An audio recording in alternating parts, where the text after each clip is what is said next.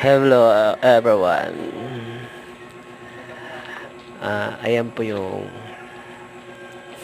bahay ko. After 1 year siya. After 1 year na iniwan ko.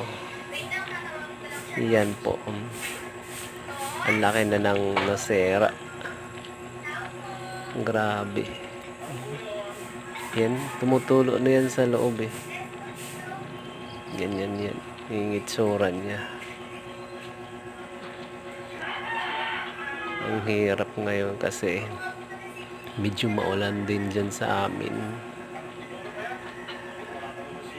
Pag uwi ko galing Maynila. Yan kasi walang tao yan. After 1 year walang nakatira. Ganyan siya. Mahirap pag walang nakatira, kusang nasisira talaga. Ang dami nga ayusin tuloy. Kaya balik muna tayo ng Luzon para mag-ipon ng pampaayos ng bahay.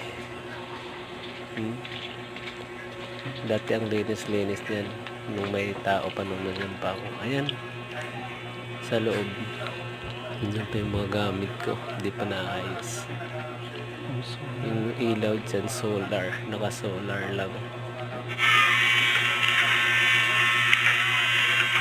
Naka-solar lang siya. Tapos yan yung kusina. Medyo magulo. Yan ang higaan ko.